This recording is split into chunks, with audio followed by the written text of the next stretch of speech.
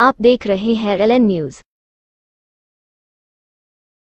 काफी लोगों को बुलाए हैं हमारे घर बनाने का जो है, और ये घर ऐसे ही नहीं रहेंगे, इसके ऊपर बाकायदा लिखा जाएगा सौजन्य पंत प्रधान आवास योजना, ताकि लोग कंफ्यूज ना रहे कि ये मेरा घर है करके, मैंने लिया है करके। नहीं, ये पंत प्रधान के सपनों का घर है, तो वो सपनों का घर उनको ऐसा हम देने वाले हैं। इसके ऊपर लिखा रहेगा।